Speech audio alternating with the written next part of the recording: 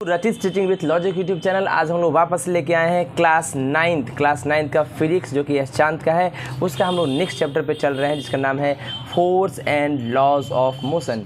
जितने भी स्टूडेंट आप यूट्यूब पर देख रहे हैं, please like share and subscribe my channel.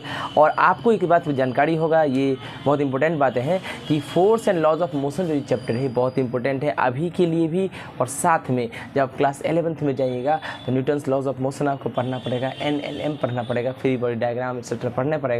और उसको अच्छे से समझने के लिए आप अगर इस चैप्टर को, इसका थ्योरी समझते हैं तो कहीं ना कहीं ये आपको मदद करेगा वहाँ पर जाकर, राइट।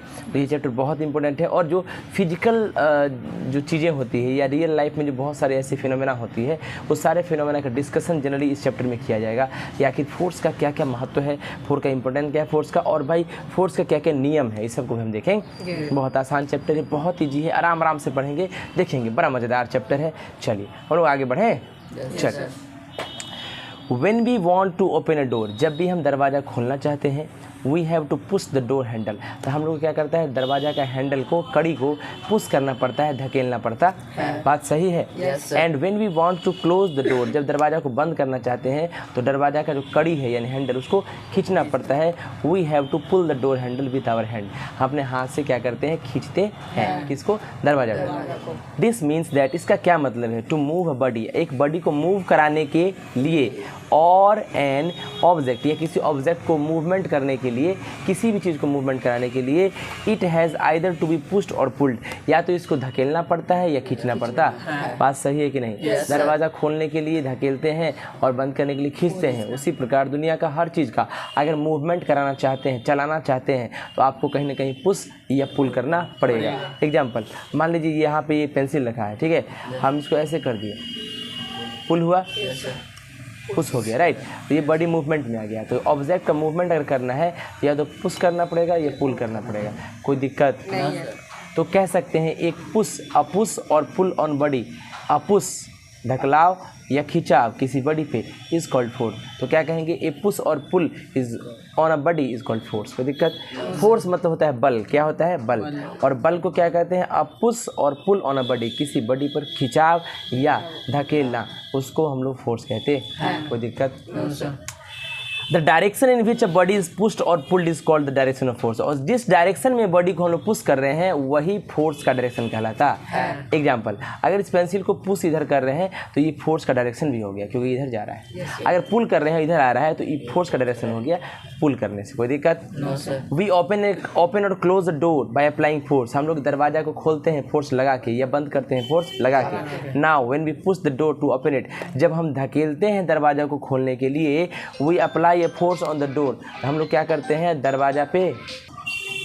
तो चलिए, मैंने क्या कहा कि जब भी हम पुश करते हैं दरवाज़ा को, है ना, टू ओपन इट, खोलने के लिए, तो हम लोग अप्लाई करते हैं फोर्स किस पर, दरवाज़ा पर। किसके डायरेक्शन में? अवे फ्रॉम अस, मतलब हमसे दूर। दरवाज़ा खोलते हैं तो हम धकेलते हैं, दरवाज़ा खुलता है तो हमसे डायरेक्शन दूर जाता है दरवाज़ा का, हम दूर करते हैं हाथ को, तब दरवाज़ा खुलता है। तो हमसे नज़दीक नहीं आता है, हमसे दूर जाता है। And we when we pull the door to close it, जब दरवाज़ा को हम बंद करते हैं खींच के, then we exert a force, तो हम एक फोर्स लगाते हैं दरवाज़ा पर, इन अ डायरेक्शन टुवर्ड्स अस, हमारे अपने तरफ डायरेक्शन में लगाते हैं, ठीक है। तो हम जब अभी मतलब जब धकेलते हैं, हम लोग क्या करते हैं, है ना, फोर्स को लगाते हैं डायरेक्शन। अब पुल करते हैं हम लोग, है ना, बंद करने के लिए पुल करते हैं और धकेलते हैं, दूर जाता है हमसे, डायरेक्शन क्या होता है, हमसे दूर।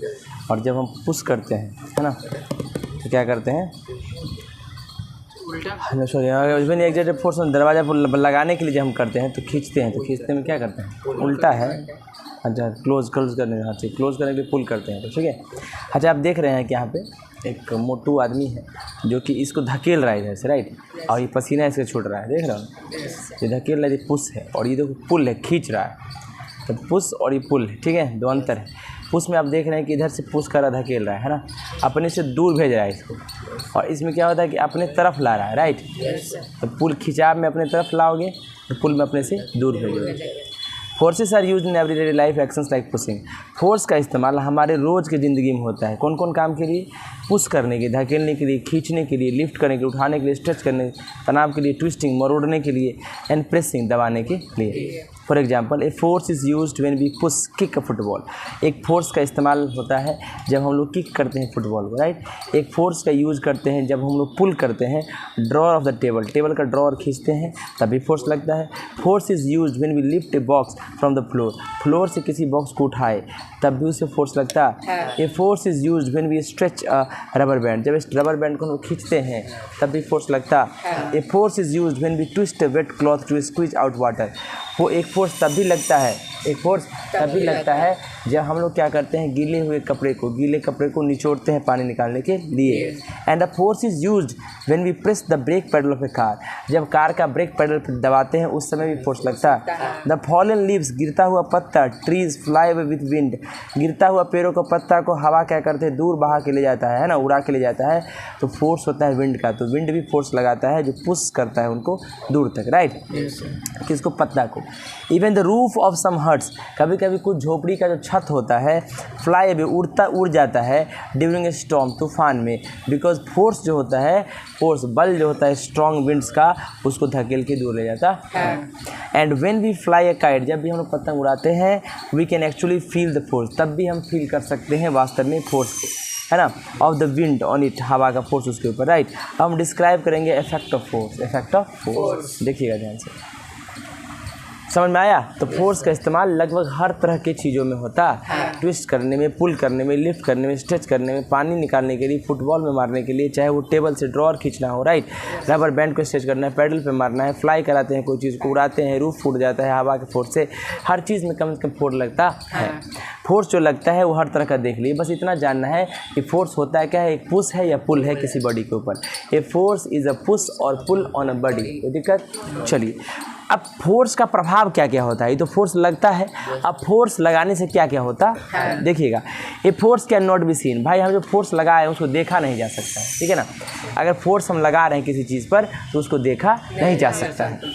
ऐसा होता है कि 5 किलो का ताकत लगा रहे हैं, ताकत बोले देखो देखो ताकत लगा रहा है, दिख ताकत दिख गया ताकत हमको, ऐसा होता नहीं है बाबू। ए फोर्स कैन बी जज only by the effect, force को सिर्फ हम जज कर सकते हैं उसके प्रभाव से, which it can produce in various bodies, जो वो अलग अलग बॉडी में प्रोड्यूस करता है हमारे आसपास। मतलब अगर फोर्स लगा है तो उस बॉडी में कुछ ना कुछ परिवर्तन होता है, right. A force can produce the following effect, एक फोर्स जो होता है वो दिया हुआ चीज़ों को प्रभावित करता है, मतलब इस तरह का चीज़ को प्रभाव में लाता। अगर फोर्स लगाएंगे तो ये सारे चीज़ें जो दिए गए हैं इससे इसका इफेक्ट होता। कैसे, a force can move a stationary body, रुका हुआ चीज़ को फोर्स लगाने से वो बॉडी चलने लगता है, बात सही है। स्टेशनरी मतलब होता है रुका हुआ चीज़, रुका हुआ चीज़ को चलाने के लिए हम लोग एक फोर्स लगा सकते हैं। ए force can stop a moving body, आप देखिए ये बॉडी इधर से मूव करते हुए आ रहा है, इधर से मूव करते हुए आ रहा है, लेकिन हम क्या करेंगे अपने हाथ के फोर्स उसको रोक देंगे, क्या करेंगे, तो भाई चलता हुआ चीज़ को भी रोक सकता है एक force, right. A force can change the speed of a moving body, भाई मान लो कि धीरे धीरे चल रहा था, ये धीरे धीरे चल रहा है, फोर्स लगा स्पीड हो गया, राइट। तो मूविंग बॉडी, अगर मूविंग बॉडी है तो वो अगर पहले से चल रहा हो, सॉरी मूविंग बॉडी है ना, वो पहले से चल रहा है तो उसकी स्पीड को भी बढ़ा सकते हैं। जैसे कभी कभी कोई साइकिल पे बैठा रहता है और चला रहा है धीरे से, हम पीछे चाहे धकेल दिए तो उसका स्पीड बढ़ गया तो गिर जाएगा, फिर मत धकेलना, ठीक ना। तो मतलब इसका मतलब है कि हम उसके मूविंग बॉडी की स्पीड को और बढ़ा सकते हैं फोर्स लगा के। अच्छा, मूविंग बॉडी को हम स्टॉप कर सकते हैं फोर्स लगा के। स्टेशनरी बॉडी है तो उसको फोर्स लगा के मूव करा सकते हैं, राइट। फोर्स जो है डायरेक्शन चेंज कर देता है मूविंग बॉडी का, जैसे मान लो एक फोर्स लगाए, ऐसे चल रहा है बॉडी, इसको ऐसे घुमा दिए, राइट, तो फोर्स लगाने से बॉडी का डायरेक्शन भी चेंज हो जाता है। Force can change the shape and size of body, body का शेप और साइज भी बदल देता है, कौन, फोर्स। जैसे ये पेंसिल लंबा है, अब इसे फोर्स लगाए टूट जाएगा, इसका शेप साइज बदल जाए, कोई दिक्कत। फोर्स से रुका हुआ बॉडी को चला सकते हैं, चलते हुए बॉडी को रोक सकते हैं, मूविंग बॉडी को और स्पीड बढ़ा सकते हैं, डायरेक्शन मूविंग बॉडी का चेंज कर सकते हैं, शेप और साइज बॉडी का चेंज कर सकते हैं। तो फोर्स लगाने पर ये सब प्रभाव होता है, कोई दिक्कत। देखिए तो समझ में आया फोर्स का क्या क्या इफेक्ट होता है, देखिएगा ध्यान से। अब आगे आप देख सकते हैं weight lifter pulling the weights, weight lifter क्या करे, वेट को पहले खींच रहा है, और जब खींच के weight lifter pushing the weight, अब क्या कहते हैं ऊपर की तरफ उसको धकेल रहा है, पुश कर रहा है, यहाँ पुल कर रहा है, ऊपर की तरफ खींच रहा है और पुल करके फिर पुश कर रहा है, right. This weight lifter first exert a pull, ये वेट लिफ्टर पहले पुल किया, है ना, ऑन वेट्स एंड वजन पे, एंड देन फिर पुश किया ऑन वेट पे, so as to lift them, ताकि उसको उठा पाए ऊपर। ये पुश और पुल, तो एक पुश और पुल बॉडी पे, उसी को तो फोर्स कहते हैं। तो ये वेट लिफ्टर जो है वो फोर्स लगा रहा, एक्सर्टिंग मतलब होता है लगाना, फोर्स ऑन वेट्स, वजन पे फोर्स लगा रहा है, राइट। देखिएगा ध्यान से। We will now give some example of 3 effects produce by a force. अब हम 3 इफेक्ट जो है फोर्स के द्वारा प्रोड्यूस होता है उसको देखें। When it acts on a body, जब वो एक्ट करता है बॉडी पर, राइट, और एन ऑब्जेक्ट या किसी ऑब्जेक्ट पे एक्ट करता है। ध्यान से देखिएगा। If we kick a football kept on ground with our foot, अगर हम लोग किक मारते हैं फुटबॉल को जो ग्राउंड पे रखा है हमारे पैर से, ठीक है, देन फुटबॉल स्टार्ट मूविंग, तो देख रहे हैं कि फुटबॉल को जैसे ही किक मारिएगा तो चलना स्टार्ट कर देगा, मूवमेंट करना शुरू कर देगा। फिगर 3 में आपको दिखाएगा। इस केस में फोर्स जो है हमारे फुट का यानी पैर का जो फोर्स था मूव करा दिया एक रुका हुआ फुटबॉल को, सही है। उसी प्रकार एक force of engine can move by stationary car. अच्छा, इंजन का ताकत, इंजन जो फोर्स लगाता है तो कार मूव करता है, बात सही है। From these example, in example से हम लोग कंक्लूड कर सकते हैं, हम लोग सम्मिलित करके बता सकते हैं that a force can make a stationary body move, कि एक फोर्स लगाने से रुका हुआ बॉडी चलता है या चल सकता है। It is common observation that a football moving on ground stops after some time. अच्छा, ये भी कॉमन ऑब्जर्वेशन है, आराम से हम देख सकते हैं कि फुटबॉल में हम किक मारे, फोर्स लगाए, फुटबॉल मूव करने लगेगा, लेकिन कुछ देर बाद अपने आप फुटबॉल रुक जाता है। इन दिस केस, इस केस में क्या हुआ, force of friction of ground, ground में फ्रिक्शन फोर्स था, घर्षण बल क्या बोलते हैं इसको, तो फोर्स जो था फ्रिक्शन का, ग्राउंड हमेशा अपोजिट डायरेक्शन में, जिधर बॉडी चलता है उसके अपोजिट डायरेक्शन में ग्राउंड फ्रिक्शन लगा था, तो ग्राउंड भी एक फोर्स लगा रहा था अपोजिट डायरेक्शन में, इसी वजह से फुटबॉल जाके रुक गया, राइट। अगर ये फुटबॉल है मूवमेंट कर रहा है आगे की तरफ, तो ग्राउंड क्या करता है, इसको पीछे की तरफ फोर्स से खींचता, इसको फ्रिक्शनल फोर्स कहते हैं। ये आगे मूव कर रहा है, पीछे खींच गया, तो आगे कुछ देर बाद जाके रुक गया, ठीक है ना, ठीक है। Stops the moving football, friction क्या करता है, ग्राउंड का मूविंग करता हुआ फुटबॉल को रोक देता है। सिमिलरली फोर्स जो है ब्रेक का force can stop a moving car, चलता हुआ कार को जैसे ही हम ब्रेक लगाते हैं तो रोक देता है, यानी कार फोर्स लगाता है कार के मूवमेंट के अपोजिट डायरेक्शन में। फ्रॉम दिस एग्जाम्पल्स हम लोग क्या कह सकते हैं, ए force can make a moving body stop, एक फोर्स लगाने से मूविंग बॉडी भी रुक सकता है, कोई दिक्कत। अच्छा, फोर्स लगाने से स्टेशनरी बॉडी चल भी सकता है, कोई दिक्कत। देखिए, suppose we are moving on a bicycle at a certain speed, चलो हम लोग मूव कर रहे हैं एक साइकिल पर, कुछ स्पीड से चला रहे हैं। Now if someone pushes the moving bicycle from behind, अब जो है मान लो तुम्हारा दोस्ती है, आया तुम्हारे पीछे और एकाएक तुम्हारा दोस्त पीछे से धकेल दिया, राइट, पुश किया मूविंग बाइसिकल को पीछे से, then the speed of bicycle increases, तो साइकिल का स्पीड पक्का बढ़ जाएगा, and it will move faster, और ये तेज़ी से मूव करने लगेगा। ऑन द अदर हैंड, दूसरी तरफ, इफ समवन पुल्स, अगर कोई खींचता है मूविंग बाइसिकल फ्रॉम बिहाइंड, पीछे से, है ना, then the speed of bicycle, तो स्पीड जो है बाइसिकल का डिक्रीजेस, वो कमता है, and it will move slower, और वो धीरे धीरे स्लो हो जाता है, बात सही है। Yes sir. तो इसका मतलब है कि अगर चलता हुआ साइकिल चल रहा है और पीछे से कोई पुश किया तो क्या होगा, उस साइकिल का स्पीड बढ़ जाएगा, यानी ए force can increase the speed of a moving object, ठीक है। एक फोर्स से चलता हुआ चीज़ का भी स्पीड बढ़ जाता है, राइट। अच्छा, समझ। अच्छा, decreases and it will stop move slower. अच्छा, अगर उल्टा भी हो जाए मूविंग बाइसिकल को, है ना, क्या कहता है, इफ समवन पुल्स था, अच्छा पीछे से कोई खींच दिया साइकिल को, तो मूविंग बाइसिकल का स्पीड कम जाएगा, उसके से साइकिल रुक भी सकता है। देन अ पुश और pull can change the speed of moving body, तो हम क्या कह सकते हैं कि पुश धकेलना और खींचना बदल सकता है स्पीड मूविंग बाइसिकल का, बट अ पुश और पुल इज कॉल्ड फोर्स, लेकिन हम जानते हैं कि पुश और पुल ही फोर्स होता है। So we can say that, हम क्या कह सकते हैं, अ फोर्स, क्या कह सकते हैं, अ force can change the speed of moving bicycle, एक फोर्स क्या कर सकता है, मूविंग बाइसिकल की स्पीड को चेंज कर सकता है, और एनी अदर ऑब्जेक्ट या एनी अदर मूविंग ऑब्जेक्ट, किसी भी मूविंग बॉडी के स्पीड को बदल सकता है फोर्स का पुश और pull. If the force is applied in the direction of motion of a body, अच्छा बॉडी इस डायरेक्शन में चल रहा है और हम पीछे से धकेल दिए, तो जिस डायरेक्शन में बॉडी चल रहा है उसी डायरेक्शन में अगर धकेल दिए बॉडी को, इसका मतलब क्या हुआ, बॉडी का मूवमेंट इंक्रीज हो जाएगा। आइए, तो क्या कहता है कि if the force is applied in the direction of motion of a body, अगर हम फोर्स अप्लाई करते हैं किस डायरेक्शन में, जिधर बॉडी मूवमेंट कर रहा है, तो स्पीड बढ़ जाएगा। क्या समझा, बताइए क्या समझे सर, जो डायरेक्शन में बॉडी मूव कर रहा है तो उसका स्पीड बढ़ जाएगा, बॉडी मूव करते स्पीड बढ़ जाए, नहीं समझ। अपने आप बढ़, जादू है। नहीं सर, ये अगर फोर्स लगाएंगे तो स्पीड बढ़ जाएगा मूविंग डायरेक्ट मूविंग बॉडी पे। कैसे? फिर अच्छे से बताओ। बहुत अच्छा सर, जैसे वो डायरेक्शन में बॉडी मूव कर रहा है, अगर हम उस पर फोर्स देंगे तो उसका स्पीड बढ़ जाएगा। बहुत अच्छा। अगर कोई डायरेक्शन में इस पर्टिकुलर डायरेक्शन में बॉडी मूव कर रहा है तो फिर से उसी डायरेक्शन में फोर्स लगा देंगे तो उसका स्पीड इंक्रीज हो जाएगा। ठीक है। On the other hand if the force is applied in the direction opposite to the direction of motion, motion ऐसे हो रहा है और इसके अपोजिट डायरेक्शन में फोर्स लगा दिए, है ना, अब body then is speed decrease, उसका स्पीड कम हो जाता है। Let us talk take another example लेते हैं। When we ball is drop from height, कभी बॉल को ऊपर से गिराओगे इसका स्पीड गोज ऑन इंक्रीजिंग, बढ़ते जाता है। The speed of A falling ball, तो गिरता हुआ बॉल का स्पीड या किसी भी बॉडी का इंक्रीज होता है क्योंकि अर्थ अप्लाई करता है पुलिंग फोर्स, धरती माता एक ग्रेविटेशनल फोर्स से हर चीज़ को नीचे की तरफ खींचती on it which is called the force of gravity, जिसको फोर्स ऑफ ग्रेविटी कहते हैं। तो वो स्पीड बढ़ा देता है गिरता हुआ चीज़ों का, right. It is the force of gravity, ये ग्रेविटी का फोर्स है ऑफ अर्थ, अर्थ का, विच पुल्स अ फॉलिंग बॉल, जो क्या करता है गिरता हुआ बॉल को खींचता है टुवर्ड्स इट्स सेंटर, अपने सेंटर के तरफ, एंड इंक्रीजेज इट्स स्पीड, उसका स्पीड बढ़ाता है। मतलब गिरता हुआ ऊपर से बॉल को गिर रहा है तो पृथ्वी अपने सेंटर की तरफ उसको खींचती है फोर्स ऑफ ग्रेविटी से, तो उसका स्पीड बढ़ जाता है क्योंकि उसी डायरेक्शन में फोर्स खींचा जाता है, जिधर बॉल गिर रहा है उसी डायरेक्शन में स्पीड फोर्स लग रहा है। On the other hand when a ball thrown upwards, लेकिन जब बॉल को नीचे से ऊपर फेंकते हैं then its speed goes on decreasing, तो धीरे धीरे उसका स्पीड एक पर्टिकुलर हाइट तक जाके घट जाता है और घट के फिर नीचे गिरने लगता है। दिस इज बिकॉज क्योंकि अर्थ अप्लाई करता है पुलिंग फोर्स, अर्थ नीचे खींचता है और हम बॉल को ऊपर फेंके हैं तो उसके अपोजिट डायरेक्शन में फोर्स लगता है gravity on the ball in downward direction, ball ऊपर जा रहा है और ग्रेविटी लग रहा है नीचे डायरेक्शन में, तो अपोजिट हो गया मोशन ऑफ द बॉल के, इसलिए उसका स्पीड डिक्रीज करता है और एक पर्टिकुलर हाइट पे जाके फिर वो नीचे गिरने लगता है, राइट। इन अ टेनिस मैच में when a moving tennis ball is hit bye racket, जब मूविंग टेनिस बॉल को रैकेट से हिट करते हैं तो डायरेक्शन जो है टेनिस बॉल का चेंज हो जाता है, राइट। डायरेक्शन टेनिस बॉल का चेंज हो जाता है इन अ डिफरेंट डायरेक्शन, अलग डायरेक्शन में, राइट, अलग डायरेक्शन में, कोई दिक्कत। In this case, the force exerted by tennis player racket changes the direction of a moving tennis ball.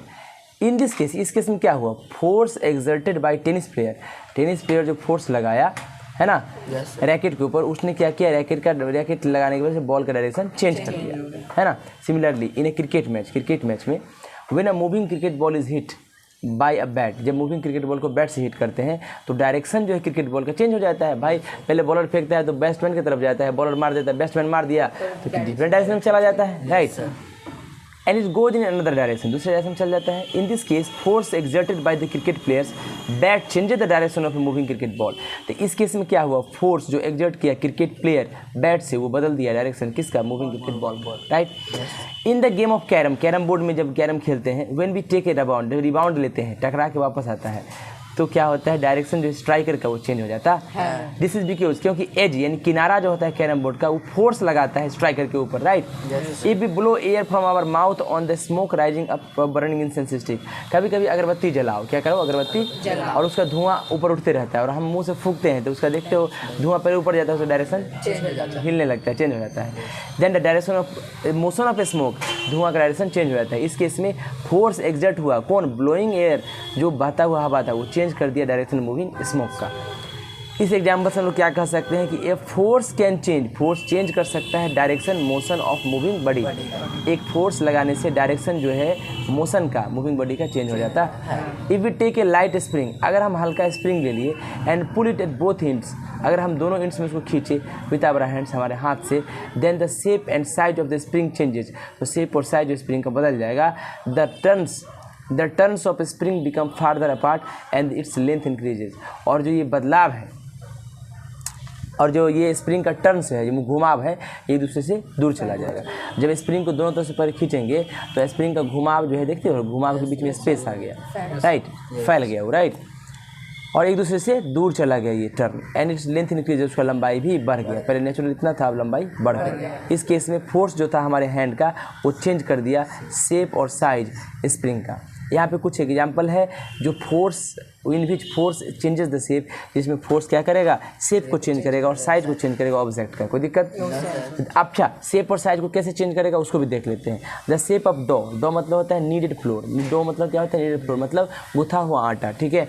Changes on pressing with rolling pin, जब हम बेलन से उसको प्रेस करके चलाते हैं, रोलिंग पिन मतलब बेलन होता है, क्या होता है, बेलन। तो रोलिंग पिन से जब उस चलाते हैं तो पहले गोल आटा रहता है गुथा हुआ, उसको चेंज करके गोल आकार रोटी में दे देते हैं टू मेक चपाती, रोटी बनाने के लिए। सही बात है।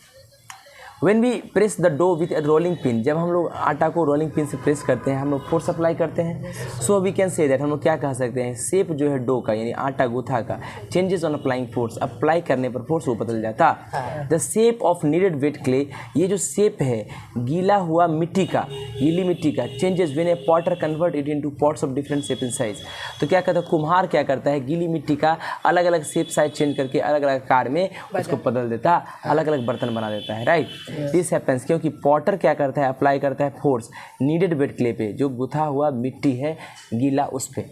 The shape of A toothpaste tube on ornament tube, कभी कभी कोई मलहम आपके पास रहता हो या कोई मान लीजिए पेस्ट का ट्यूब है आपके पास, तो आप देखते होंगे उसको जैसे दबाते जाइएगा उसका शेप आप चेंज कर सकते हैं, राइट। जब भी हम स्क्रूज उसको निचोड़ के निकालते हैं, बिकॉज वी अप्लाई, हम लोग स्क्रूज करते हैं, उसको दबाते हैं, निचोड़ते हैं और उससे पेस्ट निकलता है या दूसरा मलहम निकलता है, right. Similarly the shape of sponge, similarly उसी प्रकार स्पॉन्ज का शेप, स्पॉन्ज मतलब रुई का जो फोम होता है, right. Tomato, balloon, rubber ball और टेनिस बॉल, ये सब प्रेस करने पर जो टेनिस बॉल होता है सब दबा जाता है, इसका शेप साइज चेंज हो जाता है।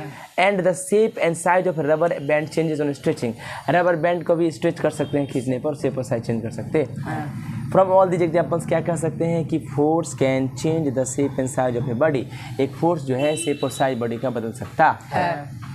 कोई दिक्कत? सब्जेक्ट का अब हम डिफाइन करने जा रहे हैं फोर्स को एक और तरीका से। A force is an influence, force एक प्रभाव है, which tends to set a stationary body in motion, जो जिसके लगने से क्या होगा, एक रुका हुआ बॉडी मोशन में आ जाएगा, और ए स्टॉप अ मूविंग बॉडी, या चलते हुए बॉडी को रोक सकता है, और जो बदल देगा स्पीड और डायरेक्शन मूविंग बॉडी का, और जो चेंज कर देगा शेप और साइज बॉडी का, ठीक है।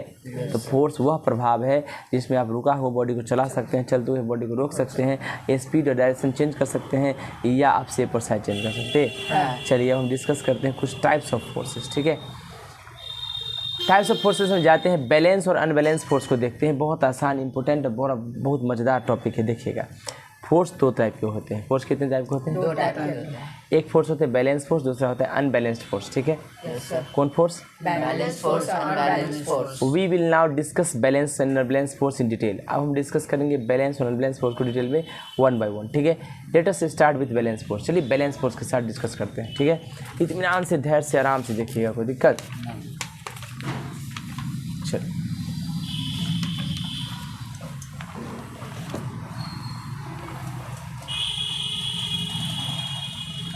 देखिएगा ध्यान से। बैलेंस फोर्स से चलते हैं। इफ़ द रिजल्टेंट का मतलब होता है सारे के सारे जोड़ घटा जो करना है करके अंत। If the resultant of all the forces, सारे फोर्सेस का रिजल्टेंट मतलब होता है जोड़ जाड़ घटा उठा के जो अंत में बचता है उसको रिजल्टेंट करें, यानी सारे फोर्सेस का रिजल्टेंट जो एक्ट कर रहा है कोई बॉडी पे जीरो हो जाए। क्या हो जाए? जीरो हो जाए। तो फोर्सेस को हम लोग बैलेंस फोर्स कहते हैं। बोलिए नहीं समझे? नहीं समझे। अब देखिएगा ध्यान से। रिजल्टेंट का मतलब है, मैंने क्या बोला, 2 + 3 + 4 है ना। तो 3 + 2 कितना? 5 + 4 कितना? 9। तो रिजल्टेंट सम कितना हुआ? 9। मतलब अंत कितना होगा? 9। तो मान लो कि कोई बॉडी है, उस बॉडी पे बहुत सारा फोर्स लग रहा है और सारा फोर्स को जोड़ घटा गुना भाग कर दिए तो उसका आंसर आ गया 0। वो रिजल्टेंट हो गया 0। इसका मतलब उस बॉडी पे जितना फोर्स लग रहा है वो बैलेंस फोर्स। समझ में आया? बोलिए नहीं समझे? वापस से देखिए। A body under the action of balance force, अगर कोई बॉडी पे बैलेंस फोर्स लग रहा है, does not change its position of rest. अगर बैलेंस फोर्स लग रहा है ना, तो बॉडी अगर रेस्ट में है तो रेस्ट में ही रहेगा, मूवमेंट नहीं करेगा ऑफ रेस्ट। और यूनिफॉर्म मोशन, अगर यूनिफॉर्म मोशन में है बॉडी, यूनिफॉर्म मोशन में ही रहेगा। नॉन यूनिफॉर्म होगा? रुकेगा? बढ़ेगा? समझ? And it appears as if no force is acting on it, और मानो ऐसा महसूस होगा कि उस पर कोई फोर्स लग ही नहीं रहा है। तो बैलेंस फोर्स का मतलब होता है एक ऐसा फोर्स जिस फोर्स में बॉडी अपना पोजीशन चेंज ना करे। बॉडी का जितना फोर्स बॉडी पर लग रहा होगा सारा का रिजल्टेंट 0 हो जाएगा। ठीक है, ये पॉइंट को और हम क्लियर कर देते हैं एग्जाम्पल देके। देखिए ध्यान से, मान लेते हैं आपके पास हेवी बॉक्स है, भारी बॉक्स है, बक्सा है जो ग्राउंड पे लाई है, मतलब ग्राउंड पे पड़ा हुआ है। ठीक है, देखिएगा, बड़ा ही बहुत इंपॉर्टेंट है, प्लीज़ देखिएगा ध्यान से। फिगर 6 में let us push this box with our hand. चलिए इस बॉक्स को हम लोग इधर से पुश किए, इधर से पुश किए। फोर्स ऑफ आवर पुश, हमारे पुश का फोर्स इधर से लग रहा है। ठीक है, या इधर से हम बॉक्स को धकेल रहे हैं। वी फाइंड दैट, हम क्या देखेंगे, the box does not move. जब ताकत लगाओगे तो बक्सा भारी है, वो मूवमेंट नहीं करेगा। And remains in its states of rest, और ये हमेशा अपना जो रेस्ट में था वो रेस्ट में ही रहेगा। Though as many as force are acting on it, हालांकि इस पर बहुत सारा फोर्स लग रहा है। The 4 forces acting on the box are, अच्छा इस बॉक्स पे अभी कौन कौन फोर्स लग रहा है इसको ध्यान देने जा रहे हैं। ठीक है ना, क्या होता है वो कौन कौन फोर्स है, अभी बोले आप सर कि बहुत सारे इस पे फोर्स लग रहा है, वो कौन कौन फोर्स है उसको ध्यान देते हैं। ठीक है ना, देखिएगा कौन कौन फोर्स है। ओके, आइए वो सारे के सारे कौन कौन फोर्स लग रहे हैं बॉडी पे देखते, बहुत इंपॉर्टेंट। देखिए फोर्स ऑफ आवर पुश, पहला फोर्स तो हम धकेले हैं उसका लगा है इस बक्सा पर। ठीक है, फोर्स ऑफ फ्रिक्शन, अच्छा इधर से हम धकेलेंगे तो फ्रिक्शन हमेशा ग्राउंड जो उल्टा डायरेक्शन में लगाता है, तो जैसे ही धकेले फ्रिक्शन उल्टा डायरेक्शन में लगाया तब ना बॉक्स नहीं मूव किया, क्योंकि फ्रिक्शन उसको पूरा जब कभी कभी हम चलते हैं तो नहीं चलाया होता है, यानी वहाँ पर बालू पर चलते हुए दिक्कत होता है। क्यों, क्योंकि इतना ना फ्रिक्शन रहता है बालू पर कि अपोजिट डायरेक्शन में फोर्स लगाते हैं, दिक्कत होता है। राइट, तो पहला जैसे हमारे फोर्स का पुश का हुआ, और दूसरा हुआ फोर्स ऑफ फ्रिक्शन, 2 फोर्स हो गया। Which opposite the push and does not allow the box, ये जो फ्रिक्शन है वही तो अपोज करता है, अपोजिट डायरेक्शन में लगता है और धकेलता है उल्टा डायरेक्शन में, और उसको बॉक्स को कहता है तुम मत चलो, बैठ चलो। तीसरा है फोर्स ऑफ ग्रेविटी, दुनिया के हर चीज़ पर धरती माता अपनी तरफ एक ताकत लगाती है, उसको फोर्स ऑफ ग्रेविटी कहते हैं बेटा बॉक्स। क्यों, इसके वजन की वजह से होता है। ठीक है, जो क्या करता है बॉक्स को पुल करता है नीचे की तरफ, ठीक है, खींचता है। अच्छा फोर्स ऑफ रिएक्शन है, अगर नीचे लगता है ना एक्शन तो ऊपर लगता है रिएक्शन। ये फोर्स ऑफ रिएक्शन होता है जो ग्राउंड लगाता है बॉक्स के ऊपर, ग्राउंड भी बॉक्स के ऊपर लगाता है। यानी हम लोग बैठे हैं तो क्या नीचे से ग्राउंड लगा रहा होगा, यस सर बात को। यानी अभी हम लोग बैठे हुए हैं तो हम लोग पे कौन कौन फोर्स लग रहा है, हमारे बॉडी का बेड से नीचे फोर्स ऑफ ग्रेविटी, तो ग्रेविटी ऊपर से नॉर्मल फोर्स लगा रहा है। अगर उधर से हवा आके हम पे टकरा रहा है तो अपोजिट डायरेक्शन में फ्रिक्शन भी लग रहा है, समझ बात को। इधर से भी हवा तो लग रहा होगा, दोनों नॉर्मल है, दोनों एक दूसरे को बराबर कर रहा है, हमारा बॉडी स्थिर है, समझ बात को। समझ बात समझ में आया। Exerted by the ground, force of reaction कौन लगाता है, ग्राउंड लगाता है बक्सा के ऊपर अपवर्ड, ऊपर डायरेक्शन में। Which balances the force of gravity, जो फोर्स ऑफ ग्रेविटी जो नीचे है, नीचे की तरफ लग रहा है, उसको बैलेंस करता है ऊपर वाला। देखो डायरेक्शन देखो, इधर से इधर डायरेक्शन में, इसके इधर डायरेक्शन, ये नीचे तो ये ऊपर, ये इधर जा रहा है तो इसको कैंसिल आउट, ये बराबर कर रहा है इसको, ये नीचे है तो इसको बराबर कर रहा है, तो ये बॉक्स मूव नहीं करेगा, क्योंकि चारों तरफ का फोर्स जब मिलाओगे तो सब जीरो हो गया। इसको ये कैंसिल कर देगा, इसको ये कैंसिल कर देगा, तो टोटल फोर्स क्या हो गया, जीरो। समझ now the box is at rest, box rest में है, 4 force acting on it, 4 force इस पे लग रहा है। Since box does not move around, लेकिन बॉक्स मूव नहीं किया, वी कंक्लूड दैट, क्या कर सकते, रिजल्टेंट फोर्स जो था इस पे जीरो हो गया। The box therefore behaves as no force is acting on it, इसीलिए बॉक्स ऐसा बिहेव कर रहा है कि मानो इस पर कोई force. The forces acting on this stationary box are an example of balance force, ये सारे फोर्स जो इस बॉडी पे लग रहे हैं वो सब बैलेंस फोर्स के एग्जाम्पल हैं। Please note that force of our push, हमारे फोर्स जो पुश का था हमारा फोर्स बॉक्स के ऊपर, वो भी बैलेंस है bye the force of friction. Push का फोर्स को बैलेंस किया फ्रिक्शन, पुश का फोर्स को बैलेंस किया फ्रिक्शन, राइट। अब क्या हुआ, and the force of gravity is balanced bye the force of reaction. अच्छा ग्रेविटी नीचे की तरफ है और ग्रेविटी को ऊपर की तरफ रिएक्शन फोर्स लग रहा है, राइट। ये ग्रेविटी को बैलेंस कर रहा है, राइट, ग्राउंड पे। Similarly when we hold a suitcase steady at some height, कभी कभी हम लोग क्या करते हैं, सूटकेस को उठा के रखते हैं कुछ हाइट पे, सूटकेस मतलब अटैच ही मान लो, ग्राउंड से ऊपर। The resultant force acting on the suitcase is zero and it does not change its position. तो हम जब उठा के रखते हैं तो टोटल फोर्स उस पर जीरो रहता है, तो ऐसा नहीं अपने आप हाथ से तो नहीं मूव कर जाता है वो, तो रुका रहता है कि नहीं रुका रहता है, इसका मतलब उस पर सारा फोर्स जीरो हो रहा होगा, right. Again in a tug of war, tug of war का मतलब होता है रस्सी खींचाता नहीं, का खेल आप जानते होंगे। Yes, sir. एक वीडियो भी मैंने अपलोड किया है टग ऑफ वॉर का, राइट। तो टग ऑफ वॉर मतलब रस्सा खींचा खींची होता है, ठीक है ना। That is in rope pulling, मतलब रस्सी खींची में बिटवीन टू टीम, दो टीम्स होता है। रिजल्टेंट फोर्स अगर अप्लाइड हुआ दोनों टीम की तरफ 0 हुआ, यानी जितना फोर्स इधर लगाया ये उतना ही अपोजिट डायरेक्शन में ये लगा दिया, राइट। जितना फोर्स ये लगाया इधर उतना ही लगा दिया अपोजिट डायरेक्शन में, तो रस्सी ना इधर जाएगा ना इधर जाएगा, बीच में फिक्स रहता है। इसका मतलब रिजल्टेंट फोर्स क्या है, समझ में आ गया। The rope does not move in either direction, किसी डायरेक्शन में नहीं जाएगा। Force exerted by the two teams are balance, दोनों टीम के द्वारा जो फोर्स लग रहा है वो बैलेंस है। इस डिस्कशन से क्या कह सकते हैं, ये number of balance force act on stationary body पे, एक रुका हुआ बॉडी पर बहुत सारा बैलेंस फोर्स लग रहा है। The body continues to remain in rest, तो तब भी बॉडी हमेशा रेस्ट में ही रहना चाहेगा, स्टेशनरी पोजीशन में रहेगा। क्यों, similarly number of balance force acting on body in uniform motion, अगर बॉडी यूनिफॉर्म मोशन में है उस पर भी बैलेंस फोर्स बहुत लग रहा है, तब भी यूनिफॉर्म मोशन में रहेगा, रुकेगा नहीं, जितना स्पीड पहले था उतना ही रहेगा, मेंटेन रहेगा एकदम एग्जैक्ट, समझ रहे हो ना। The body continues to be in states of uniform motion, तो बॉडी उस केस में भी यूनिफॉर्म मोशन में रहेगा। टग ऑफ वॉर में रोप पुलिंग में आप देख सकते हैं, when the force exerted by the two teams on the rope are balance equal और अपोजिट होता है, तो rope does not move in, किसी भी डायरेक्शन में जाएगा। When a balloon is pressed between hands, जब कोई बैलून को अपना हाथ से दबाते हैं तो बैलेंस फोर्स उस पर लगता है, इक्वल और अपोजिट फोर्स बैलून पे एक्ट होता है, जिसकी वजह से बैलून का शेप चेंज, ड्यू टू भी the shape of balloon change, shape change हो जाता है, बैलेंस फोर्स से शेप चेंज हो जाता है, ठीक है ना, बैलेंस फोर्स से शेप चेंज हो जाता है। अब देखिएगा ध्यान से, the balance force can not produce motion in stationary body और moving body, they can however change the shape of body. भाई हालांकि बैलेंस फोर्स लगने से किसी भी बॉडी का मोशन तो नहीं हो सकता, मोशन नहीं करवा सकते हैं आप, रुका है बॉडी तो रुका ही रहेगा क्योंकि उस पर बैलेंस फोर्स लग रहा है। अगर यूनिफॉर्म मोशन में तो यूनिफॉर्म मोशन में ही रहेगा, नॉन यूनिफॉर्म नहीं होने की संभावना है। अगर रुका है तो रुका रहेगा, चलता है तो चलता ही रहेगा, इसको बैलेंस फोर्स कहते हैं।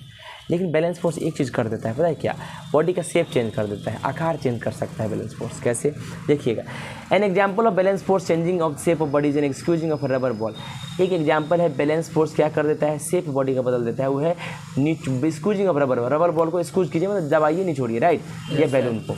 When we press a rubber ball और बैलून बिटवीन टू हैंड्स, हम लोग दो हाथ के बीच में जब बैलून को या रबर बॉल को दबाते हैं तो शेप जो है रबर बॉल का चेंज हो जाता है, फ्रॉम स्फेरिकल टू ऑब्लॉन्ग, गोल से लंबा हो जाता है।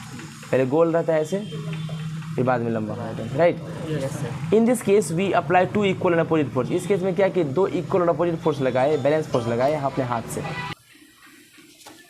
अनबैलेंस फोर्स क्या बोले कि अगर हम लोग फोर्स लगाते हैं हाथ से, दाउ द बॉल और बैलून डज नॉट मूव, लेकिन बैलून तो मूव नहीं करेगा, उसका शेप चेंज हो जाएगा। अब हम अनबैलेंस फोर्स देखते हैं, देखिएगा ध्यान से। अनबैलेंस्ड फोर्स पता ही चलता अनबैलेंस्ड है, यानी बैलेंस नहीं है, इसका रिजल्टेंट 0 नहीं होगा, बात सही है। आइए, अगर रिजल्टेंट सारे फोर्सेस का कोई बॉडी पे एक्ट कर रहा है वो 0 नहीं है, तो फोर्स को हम लोग अनबैलेंस फोर्स कहते हैं। जब अनबैलेंस फोर्स एक्ट होता है बॉडी पे तो वो बॉडी में चेंज कर देता है उसका स्टेट ऑफ रेस्ट और यूनिफॉर्म मोशन को, मतलब रेस्ट में है तो उसको चेंज कर देगा, वो मोशन में तो चेंज कर देगा, है ना। That is unbalance force can move a stationary body, रुका हुआ बॉडी को मूव करा सकता है या रोक सकता है चलता हुआ बॉडी को, अनबैलेंस फोर्स। अदर वर्ड्स में कह सकते हैं कि अनबैलेंस फोर्स एक्ट होता है अगर बॉडी पर तो वो चेंज कर सकता है स्पीड और डायरेक्शन मोशन का। This point will be more clear from the following example. कैसे, suppose a toy car is lying on the ground, एक छोटा सा खिलौना वाला कार है, ग्राउंड पे है। Let us push this car from our hand, अपने हाथ से हम लोग पुश की कार को, आगे गया। We find that the toy car start moving, देखोगे टॉय कार मूव करने लगेगा। नाउ इन दिस केस, इस केस में भी 4 फोर्स लग रहा है बॉडी पर, क्या क्या, फोर्स ऑफ आवर पुश, हमारे फोर्स का पुश, जैसे ही बॉडी आगे बढ़ेगा तो उसके अपोजिट डायरेक्शन में फ्रिक्शन लगेगा, फोर्स ऑफ फ्रिक्शन हो गया। इधर कार का जितना भी कुछ ना कुछ वजन होगा नीचे की तरफ आएगा, तो फोर्स ऑफ ग्रेविटी नीचे की तरफ खींचेगा, और एक्शन है तो उसका रिएक्शन ऊपर होगा, फोर्स ऑफ रिएक्शन ग्राउंड लगाएगा कार के ऊपर, कार लगाएगा ग्राउंड पर तो फोर्स ऑफ ग्रेविटी, ग्राउंड लगाएगा कार पर force of reaction exerted by ground, right.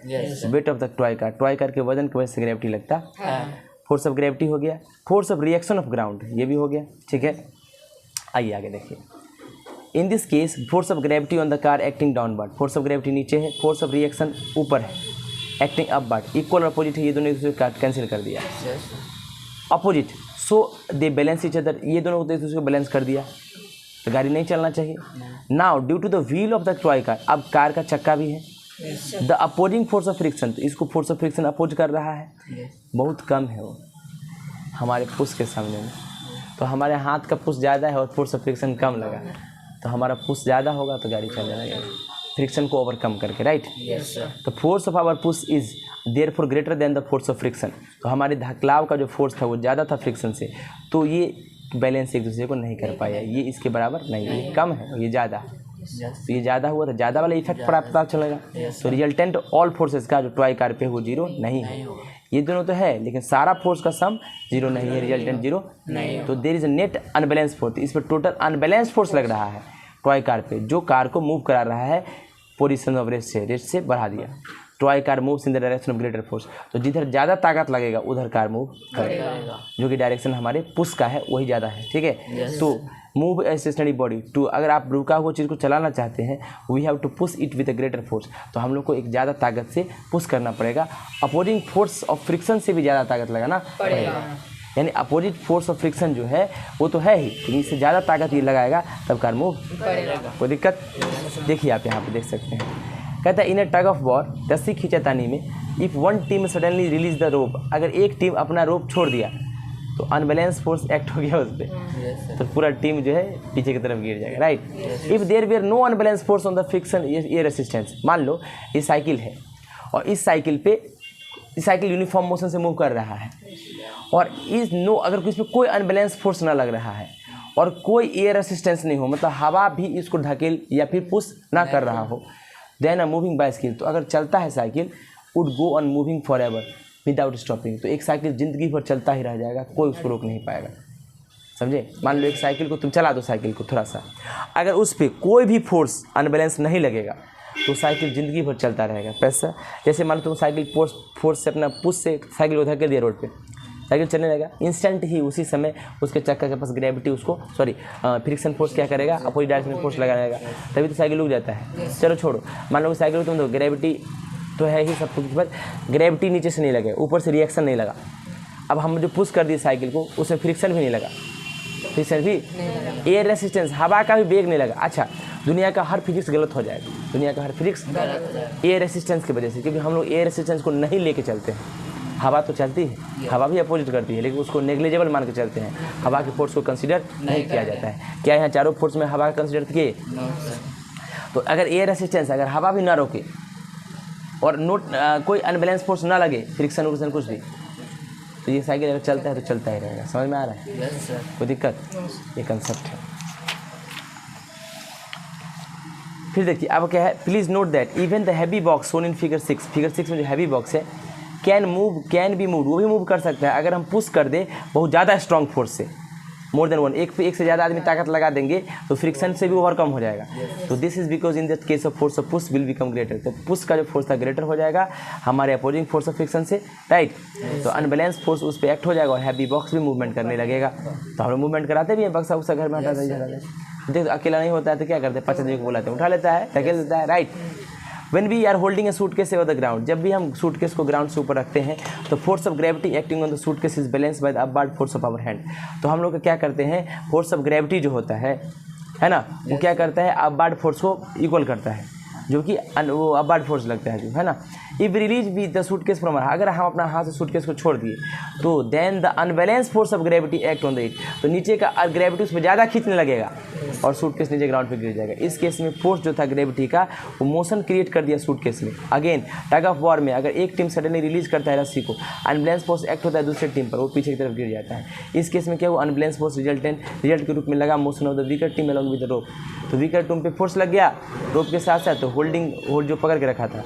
एवं एग्जाम्पल से क्या कह सकते हैं कि व्हेन भी unbalance force act on body, जब भी अनबैलेंस फोर्स बॉडी पे एक्ट करेगा इट प्रोड्यूसेस मोशन, तो वो मोशन ला देगा बॉडी में। राइट, दूसरा पॉइंट क्या है कि अगर unbalance force also stop a moving body, unbalance force रोक भी सकता है, कुछ बहुत स्पीड में आ रहा है और दीवार से टकरा जाता है, दीवार क्या करता है उसको एक अनबैलेंस फोर्स लगा दिया, उस पर स्टॉप कर दिया, उसके पास इतना शक्ति नहीं था कि दीवार तोड़ के जाए। Right, example when a ball is rolling on the ground, जब बॉल कोई ग्राउंड पे रोल कर रहा है तो अनबैलेंस फोर्स फ्रिक्शन का लगता है ग्राउंड पे, जो कि उसको स्टॉप कर देता है कुछ समय के बाद। राइट, फ्रिक्शन क्या करता है, अपोजिट डायरेक्शन मिला कि उसको रोक देता है। राइट, आइए, we have just said that unbalance force act होता है बॉडी पे तो उसका स्पीड और डायरेक्शन बॉडी का चेंज हो जाता है मोशन का।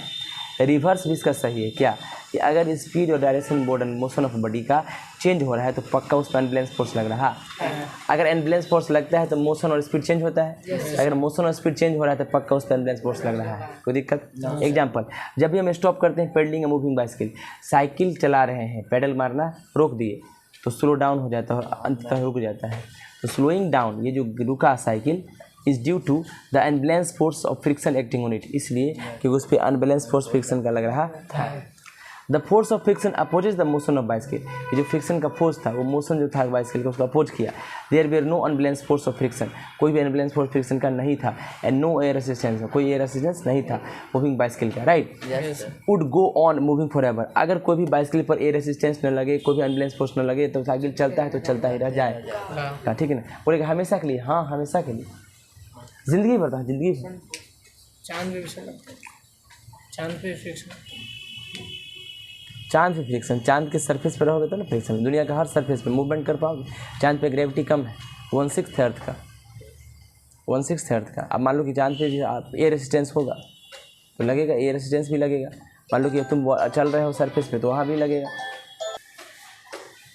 Similarly a cart has also to be constantly push to keep in motion, कोई भी कार्ट है उसको भी आप मोशन में रख सकते हैं अगर उसको पुश करेंगे। This is because unbalance force friction का opposite is motion all the time, है ना। अनबैलेंस फोर्स जो होता है फ्रिक्शन का वो भी अपोज करता है मोशन को। इस डिस्कशन से हम लोग कह सकते हैं क्या कि एक body will continue to move, एक बॉडी लगातार मूव करेगा यूनिफॉर्म स्पीड के साथ unless acted upon an unbalance force, है ना, अगर उस पर कोई अनबैलेंस फोर्स नहीं लग रहा, right.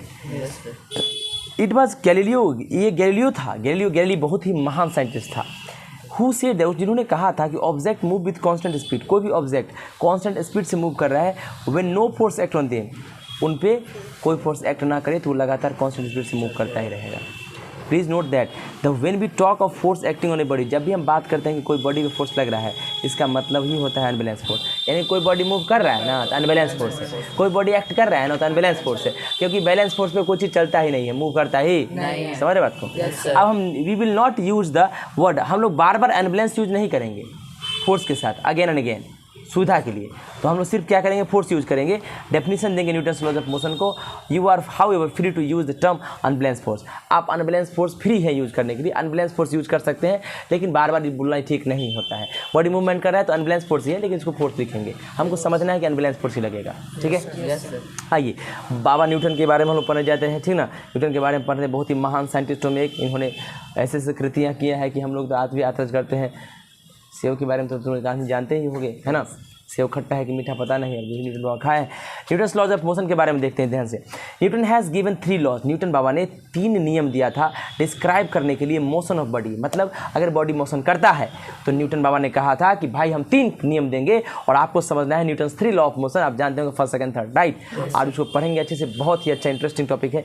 These laws are known as Newton's laws of motion, क्योंकि बाबा न्यूटन ने दिया था, इन लॉ को न्यूटन लॉज ऑफ मोशन कहते हैं। The Newton laws of motion gives relationship, Newton's laws of motion give क्या देता है, प्रिसाइज संक्षेप में डेफिनेशन देता है फोर्स के बारे में, और ये रिलेशनशिप एस्टैब्लिश करता है between force applied on a body, body पे कितना फोर्स लगा, and the state of motion acquired it, और बॉडी पे फोर्स लगा तो वो मोशन कैसा किया, उस दोनों के बारे में, फोर्स और मोशन के बारे में रिलेशन देते हैं। कौन, बाबा न्यूटन, ठीक ना। और कितना नियम है, 3 नियम, न्यूटन्स लॉज ऑफ मोशन कहलाता। न्यूटन्स लॉज ऑफ मोशन क्या है, न्यूटन बाबा ने 3 नियम दिया था बॉडी के मूवमेंट के बारे में, ठीक है ना। बॉडी के मूवमेंट, बॉडी के फोर्स लगाते हैं तो बॉडी मूवमेंट करता है, कैसे करता है इसके बारे में 3 नियम है, बोलिए sir no. We will discuss these 3 law of motion and consider some of their important implications. हम तीनों लॉ ऑफ मोशन को हम डिस्क्राइब करेंगे और उनके कुछ उनका एग्जांपल भी देंगे। चलिए स्टार्ट करते हैं। फर्स्ट लॉ ऑफ मोशन बड़ा इंपॉर्टेंट, ध्यान से देखिएगा, सुनिएगा ध्यान, ठीक है ना। पहला नियम कानून, बहुत ताबड़तोड़, बहुत अच्छा। अच्छा आपको बातें जानकारी के लिए बता दें, बहुत इंपॉर्टेंट चीज़ें हैं, ठीक है ना। न्यूटन्स लॉज ऑफ मोशन पे हम चलते हैं, फर्स्ट लॉ ऑफ मोशन को देखते हैं। न्यूटन्स लॉज ऑफ मोशन का फर्स्ट लॉ देखिए, Newton's first law of motion, some of the bodies, कुछ बॉडी या ऑब्जेक्ट अराउंड अस, हमारे आसपास, आर एट रेस्ट में रहते हैं, ठीक है, रुका हुआ रहता है, that is they are stationary, वो रुके हुए हैं। Where are others are in motion, कुछ बॉडी हमारे आसपास मोशन में रहते हैं। Newton first law describe, Newton का पहला नियम डिस्क्राइब करता है the behaviour of such body, ऐसे बॉडी का behaviour which are in state of rest, जो कि या तो रेस्ट में रहे या यूनिफॉर्म मोशन में रहे, स्ट्रेट लाइन में, सीधी रेखा में, स्ट्रेट लाइन में, सीधा रेखा में, याद रखना। According to Newton's first law of motion, आज ही याद कीजिए इसको, अभी इसी समय। A body at rest will remain at rest, क्या बोले, a body at rest will remain at rest. अगर एक बॉडी रेस्ट में है, रुका हुआ है, तो रुका ही रहेगा, रुका है तो रुका ही रहेगा। समझ में आया? Yes a body at rest will remain at rest, a body at rest will at remain rested, and a body in motion, अगर बॉडी मोशन में है विल कंटिन्यू इन मोशन, तो कंटिन्यू रहेगा मोशन में ही स्ट्रेट लाइन में with a uniform speed से, right? Unless it is compelled by an external force to change its state of rest और यूनिफॉर्म मोशन, जब तक कि इस पर कोई बाहरी असंतुलित बल कार्य न करे। हम लोग इसको सीधा समझ लेते हैं, देखो हिंदी में इसको समझते हैं कैसे। हिंदी में दुनिया का हर चीज़ अपने विराम की स्थिति या रुका हुआ स्थिति या चल रही है तो चलता हुआ स्थिति तब तक बनाए रखती है जब तक कि उस पर कोई बाहरी असंतुलित बल कार्य न करे। मतलब दुनिया का हर चीज़ तब तक रुका रहेगा जब तक कि उस पर कोई बाहरी अनबैलेंस फोर्स एक्ट ना करे। वापस से, ए body at rest will always remain at rest and a body in motion will always continue in motion, अगर मोशन में तो मोशन में रहेगा स्ट्रेट लाइन में यूनिफॉर्म स्पीड के साथ। अनलेस क्या है? Unless it is compelled by an external force, जब तक इस पर कोई कंपेल ना कर, मतलब बाहर से कोई फोर्स ना लगे उसके स्टेट ऑफ रेस्ट और मोशन को चेंज करने के लिए। It should be noted that saying external force कहने का मतलब we mean a force from outside body. External force का मतलब होता है कोई भी बाहर का बॉडी उस पर फोर्स लगा दे। एक्सटर्नल हम भी लगा सकते हैं, हवा भी लगा सकते हैं, कुछ भी लगा, लेकिन हवा के फोर्स को मानते नहीं है, कोई ऑब्जेक्ट ही समझो, राइट? चलिए कुछ एग्जाम्पल लेके देखते हैं फर्स्ट लॉ ऑफ मोशन को और क्लियर समझते हैं। मान लीजिए एक बुक टेबल पे पड़ा हुआ है, वो रेस्ट में है, ये बुक टेबल पे है, ये रेस्ट में है, क्या है? कोई दिक्कत? The book is not move by itself, ये किताब अपने से मूव कर रहा है नहीं। That is it can not change its position at rest by itself, अपना पोजीशन रेस्ट से नहीं बदल सकता है। It can change its state of rest only when compelled by the force of our hand, जब हम फोर्स हैंड का लगाएं तब ये मूवमेंट किया। इसका मतलब ये हमारे कंपेलनेस की वजह से, हमारे धक्का की वजह से चेंज किया। That is when we lift the book from the table, जब हम टेबल से बुक को उठाए। Thus the position of rest of the book has been changed, तो पोजीशन था बुक का वो चेंज हो गया एक्सटर्नल फोर्स जो हमारे हाथ का लगा उससे। तो जब तक इसमें फोर्स नहीं लगेगा तब तक ये हमेशा रेस्ट में ही रहेगा, right? Yes sir. And this observation supports the first part of the first law of motion. तो ये जो फर्स्ट लॉ था उसका फर्स्ट पार्ट क्या था कि एक बॉडी अगर रेस्ट में है तो वो रेस्ट में ही रहेगा, फिर ये रेस्ट में है तो रेस्ट में ही रहेगा। इसको सपोर्ट किया एग्जाम्पल। चलिए अगला, the tendency of a body, tendency का मतलब होता है प्रवृत्ति। Tendency of a body to remain at rest, कोई भी बॉडी का प्रवृत्ति होता है वो रेस्ट में ही रहना चाहता है। और इफ़ मूविंग, अगर वो मूव कर रहा है तो to continue moving in a straight line, तो वो हमेशा चाहता है कि वो मूव ही करे। इज कॉल्ड इनर्सिया, इसको इनर्सिया कहते हैं। को क्या कहते हैं? अच्छा, ये गैलीलियो साहब ही थे जिन्होंने इनर्सिया के बारे में सबसे पहले बताया था दुनिया को। क्या बताया था? इनर्सिया कहती है, इनर्सिया मतलब होता है जड़त्व का नियम। ये मतलब होता है कि अगर बॉडी चल रहा है तो हमेशा कोशिश करेगा कि हम चलते ही रहें, अगर कोई बॉडी रुका हुआ है तो हमेशा कोशिश करेगा कि हम रुके ही रहें। इस कंसेप्ट को हम लोग इनर्सिया कहते हैं। तो इनर्सिया क्या होता है? इनर्सिया का होगी the tendency of a body to remain at rest और if moving to continue moving in a straight line is called inertia, ठीक है? Newton first law of recognise that every body has some inertia. Newton का पहला नियम कहता है कि कहीं ना कहीं हर चीज़ के पास इनर्सिया होता है। इनर्सिया वह प्रॉपर्टी होता है बॉडी का जिसके वजह से वो रेसिस्ट, वो रोकता है ए चेंज इन स्टेट में बदलने को ऑफ रेस्ट और मोशन। रेस्ट और मोशन मतलब इनर्सिया क्या कहता है किसी बॉडी को कि भाई तुम अगर रेस्ट में हो तो रेस्ट ही में रहो, अगर तुम मोशन करना चाहेगा ना तो उसको रोकेगा, मोशन मत करो, रुको तुम। अगर बॉडी यूनिफॉर्म मोशन में तो कहेगा रुको मत, चलते रहो। अगर रुकना चाहेगा बोला नहीं चलते रहो, इनर्सिया कहता है। Greater the inertia of a body, जितना ज़्यादा बॉडी पे इनर्सिया होगा उतना ज़्यादा फोर्स आपको ज़रूरत पड़ेगा उसको बदलने के लिए रेस्ट से मोशन में। जैसे अगर कोई बॉडी रुका हुआ है उसके पास इनर्सिया बहुत ज़्यादा है तो तुमको उतना ज़्यादा ताकत भी लगाना पड़ेगा उसको मोशन में लाने के लिए। अगर कोई बॉडी मोशन में है, ज़्यादा इनर्सिया उसके पास है मोशन में रहने का, तो तुमको फिर उल्टा अपोजिट डायरेक्शन में ज़्यादा ताकत लगाना पड़ेगा उसको स्टॉप करने के लिए। यस और नो? इनर्सिया कहता है। आइए, और uniform motion, in fact mass is a measure. अच्छा, कोई बॉडी बहुत भारी है तो बहुत ताकत लगेगा, तो कहीं ना कहीं मास यानी वजन, मास इज नॉट इक्वल वजन, वेट और मास में अंतर होता है, राइट? जब कोई मास में ग्रेविटी का ग्रेविटी से मल्टीप्लाई कर दोगे तो वही वेट बन जाता। आगे पढ़ेंगे, अच्छे से पढ़ेंगे, आराम से पढ़ेंगे। Mass is a measure of the inertia of body. तो मास जो होता है वो क्या होता है? वो मेजरमेंट है कोई बॉडी के इनर्सिया का। तो इनर्सिया का मेजरमेंट ही मास कहलाता है, द्रव्यमान कहलाता है। If a body has more mass, किसी बॉडी के पास ज़्यादा मास है, ठीक है? देखिए ध्यान से, इट हैज़ मोर इनर्सिया। अगर बॉडी के पास मास ज़्यादा, इनर्सिया ज़्यादा है, that is heavier object have more inertia. भारी ऑब्जेक्ट के पास ज़्यादा इनर्सिया होता है लाइटर ऑब्जेक्ट से, हल्का ऑब्जेक्ट से। एग्जाम्पल, ये stone has greater inertia than football. Football से ज़्यादा एक पत्थर का इनर्सिया होगा क्योंकि पत्थर भारी होता है, फुटबॉल। ईवीकी का स्टोन अगर पत्थर को मारोगे it will not move because इसका हाई इनर्सिया है, ये मूवमेंट नहीं करेगा। बट ईवीकी के फुटबॉल को मारोगे मूव से दूर चला जाएगा। तो एक स्टोन रोकता है change in state better than a football. Football से ज़्यादा रोकता है वो कि भाई हम स्टेट रेस्ट में रखेंगे, right. So stone has more inertia than football. तो पत्थर के पास ज़्यादा इनर्सिया होता है। सिमिलरली क्रिकेट बॉल के पास ज़्यादा इनर्सिया होता है रबर बॉल से सेम साइज का, तो क्रिकेट बॉल के पास इनर्सिया ज़्यादा होता है। ये cricket ball has more inertia because it has more mass. Cricket ball के पास ज़्यादा इनर्सिया होता है क्योंकि इसके पास मास ज़्यादा होता है। इट इज़ क्वाइट हैवी, वो थोड़ा भारी होता है। अदर हैंड रबर बॉल के पास लेस इनर्सिया होता है क्योंकि इसका मास कम होता है। तो इनर्सिया जो है बॉडी का वो डिपेंड करता है मास के ऊपर, सही बात है। एग्जाम्पल, अगर बॉडी के पास मास 1 किलोग्राम है, दूसरा बॉडी के पास 20 किलोग्राम, इनर्सिया किसके पास ज़्यादा होगा? 20 किलोग्राम के पास, है ना। उसके पास इनर्सिया ज़्यादा है, मास ज़्यादा है ना।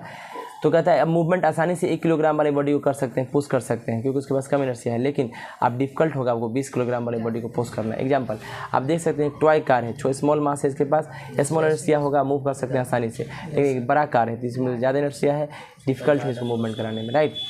डिस्कशन में क्या कहा कि to overcome the inertia, inertia को पार करने के लिए and make a body move, और बॉडी को मूवमेंट कराने के लिए रेस्ट से मूवमेंट कराना चाहते हैं तो हम लोग को अप्लाई करना पड़ेगा एक्सटर्नल फोर्स, राइट। बाहर से फोर्स लगाना पड़ेगा। It should be noted that Newton first law of motion is also sometimes called Galileo loss of inertia. Newton के फर्स्ट लॉ ऑफ मोशन को हम लोग कभी कभी गैलीलियो लॉ ऑफ इनर्सिया भी कहते हैं क्योंकि बाबा गैलीलियो ने ही पहले सब कुछ दिया था। समझ बात को? समझ बात को? तो गैलीलियो बाबा को इज्जत देना है हम लोग को, समझ रहे ना। बहुत ही महान साइंटिस्टों में से एक है ना।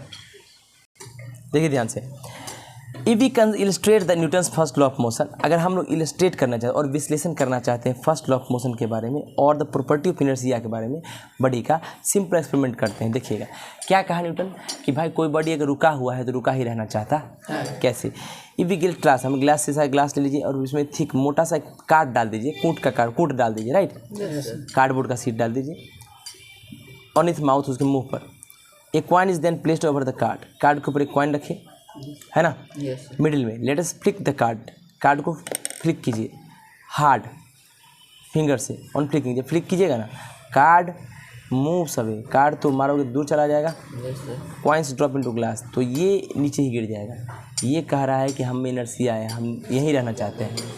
ये कहीं गया? चलिए इस एक्सपेरिमेंट को हम लोग करके देखते हैं। जल्दी से ग्लास ले आइए और एक कॉइन लाइए और एक कार्ड लाइए। चलिए स्टूडेंट, देखते हैं हम लोग कि Newton's first law of motion में जो इनर्सिया का कंसेप्ट है उसको देखते हैं कि कोई बॉडी, जैसे एक सिक्का है हमारे पास, एक कॉइन है 1 रुपीज़ का, इस कॉइन को ऊपर रख दिए, इसके पास इनर्सिया है, ये हमेशा चाहेगा हम रेस्ट में रहें, ठीक है। तो कार्ड को मूवमेंट कराएंगे, ये हमेशा रुका ही रहेगा और ये इसी ग्लास में गिर जाएगा, देखिएगा, राइट। तो इनर्सिया कहता है, क्या कहता है इनर्सिया? भाई अगर कोई बॉडी है तो वो बॉडी हमेशा रेस्ट में रहना चाहेगा, तो ये बॉडी हमेशा रेस्ट में रहना चाहे तो ये अपना पोजीशन चेंज नहीं किया, नीचे गिर गया, इसका मतलब ये कार्ड के साथ अब नहीं गया, दूर नहीं गया, अभी नहीं गया, राइट। ये तो दूर चला गया क्योंकि हम कार्ड को सही से फ्लिक नहीं किया। वापस एक बार करके देखते हैं।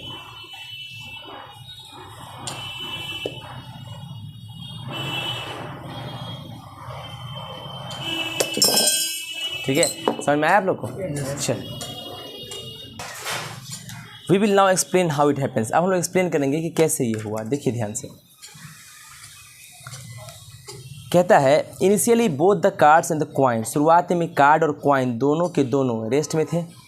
Now when we hit the card, जब हम कार्ड को हिट किए विद आवर हैंड, हम लोग फिंगर से वे force act on the card पे एक फोर्स लगा और चेंज कर दिया उसके स्टेट ऑफ रेस्ट को। कार्ड को तो रेस्ट से मोशन में ले आए, motion. Due to this the card moves away, card तो दूर चला गया mouth of the glass tumbler से। The force of our flick, जो हमारे फ्लिक का फोर्स था, however does not act on the coin, वो कॉइन पे एक्ट नहीं किया। So coin continues to be in state of rest, coin हमेशा रेस्ट में रहना चाहता था, रेस्ट में कंटिन्यू हुआ इनर्सिया की वजह से, राइट।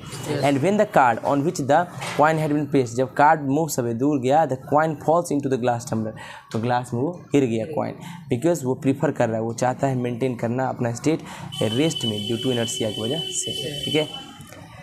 अब हम कंसिडर करेंगे second part first law of motion का। सेकंड पार्ट क्या कहा है? अगर कोई बॉडी मोशन में है तो मोशन में रहना चाहते हैं। चलिए देखते हैं। First we see that motion that a body in uniform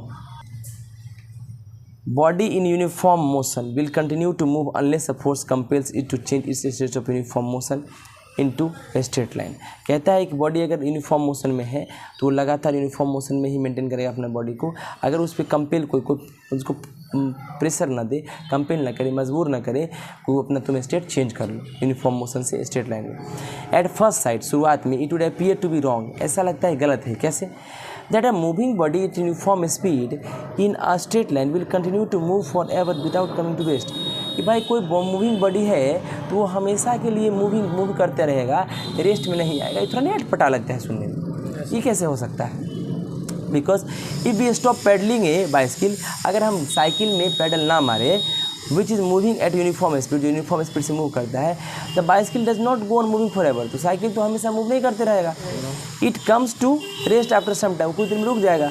moving bicycle has been compelled to change state test, moving bicycle जो है उसको कंपेल किया गया कि आप यूनिफॉर्म मोशन को रोक लीजिए एक्सटर्नल फोर्स के द्वारा, जो है एयर रेसिस्टेंस और फ्रिक्शन, तभी ना वो रुका। तो रुकता कभी नहीं। If there were no air resistance, अगर एयर रेसिस्टेंस नहीं होता, कोई फ्रिक्शन नहीं होता, तो अपोज नहीं करता मोशन बाइसिकल का। तो according to first law of motion, क्या? Moving bicycle would go on moving for ever, तो मूव करते ही रहता। It would not stop by itself, वो खुद से रुकता नहीं। वी विल नाउ डिस्क्राइब कुछ एवरीडे ऑब्जर्वेशन को हम लोग देखते हैं जो बेस्ड है प्रॉपर्टी ऑफ इनर्शिया के ऊपर बॉडी का। To to which it resist change in state of rest और मोशन। इनर्शिया क्या करता है? रेसिस्ट करता है चेंज इन इट्स स्टेट, उसके स्टेट में बदलने वाले को, जो रेस्ट में हो या मोशन में हो। व्हेन ए हैंगिंग कारपेट, जब लटकता हुआ कारपेट, कारपेट मतलब कालीन होता है, कारपेट देखे हो? कारपेट कालीन है ना। इज बीटन विथ स्टिक, उसको स्टिक से पीटोगे तो dust particle start coming out of it. कालीन में देखते हो कि शादी विवाह में नीचे जो कारपेट बिछाया जाता है, उस कारपेट में बहुत डस्ट लग जाता है, उसको लटका के झाड़ा जाता है स्टिक से मार के, राइट। दिस इज बिकॉज, ऐसा क्यों किया जाता है? Force of stick makes the carpet move to and fro. ये जो कारपेट था, उसके स्टिक से मारने पर कारपेट का मोशन होने लगा आगे पीछे। टू एंड फ्रो का मतलब एक ही जगह आगे पीछे, right. Slightly, but the dust particle tend to remain at rest, लेकिन डस्ट पार्टिकल पे कोई कुछ काम नहीं किया, डस्ट पार्टिकल रेस्ट में रहना चाहता था, ठीक है। और stationary due to the inertia, inertia की वजह से, hence separate from the carpet, इसीलिए कारपेट से सेपरेट हो गया। डस्ट पार्टिकल रेस्ट में रहना चाहे, हम पीटे किसको? कारपेट को। कारपेट मूवमेंट किया लेकिन डस्ट पार्टिकल रेस्ट में रहना चाहते, तो वो आगे मूवमेंट किया लेकिन डस्ट पार्टिकल वही था, जो नीचे गिर गया, ठीक है। व्हेन अ ट्री, जिसके पास फ्लेक्सिबल स्टेम होता है, एक ऐसा पेड़ जिसका तना जो है लचीला होता है, इज शेक विगोरसली, तुम देखते होगे वो जब ज़्यादा तेज़ी से हिलता है तो उसका फ्रूट और फ्रूट जो होता है नीचे गिर जाता है, और पत्ता भी नीचे गिर जाता है जब झूलता है। क्यों? उसका जो पत्ता है या फ्रूट है वो रेस्ट में रहना चाहता है हमेशा, और हम पेड़ को जब हिलाते हैं तो पेड़ मूवमेंट करता है। पेड़ मूवमेंट कर दिया, वो कार्ड था, और फ्रूट्स जो था और पत्ता जो था रेस्ट में रहना चाहता था, वो सिक्का था, वो इनर्शिया की वजह से वहीं रहा, इसलिए वो नीचे गिर जाता है, right. This is due to fact that जब ट्री को हिलाते हैं तो मूव करता है टू एंड फ्रो तेजी से स्लाइटली, बट फ्रूट्स और लीव्स, पत्ता और जो फ्रूट्स होता है वो रिमेन रेस्ट में रहना चाहता है। Steady due to the inertia की वजह से hence detach from the tree से वो टूट जाता है, डिटैच हो जाता है, फॉल डाउन, नीचे गिर जाता है, ठीक है। देखिए दिस फोटोग्राफ शो, ये फोटोग्राफ शो करता है person sitting in a car wearing seat belt, seat belt पहना है। Seat belt are provided in car so that it car stop, seat belt इसलिए कार में दिया जाता है कि ताकि कार रुके ड्यू टू इमरजेंसी ब्रेक के दौरान और एन एक्सीडेंट के दौरान, then the driver and passengers are not thrown forward vigorously. Car movement में रहेगा, ये रेस्ट में रहना चाहता है, तो कार मूवमेंट में रहेगा, धक्का लगेगा तो ये मूवमेंट में आ जाएगा, तुम बाहर निकल जाएगा कार से, इसीलिए इसको रोकने के लिए क्या रहता है? सीट बेल्ट रहता है। सो हिट द स्टीयरिंग व्हील और विंड स्क्रीन, ताकि विंड स्क्रीन स्टीयरिंग व्हील पर न टकराए, इंजरी कैन बी प्रिवेंटेड, और जो इसका क्षति होगा वो रोका जा सकता है। ये फोटोग्राफ शो करता है head restrain at the back of a person, है ना, ये लगाया गया हेड रिस्ट्रेन, है ना।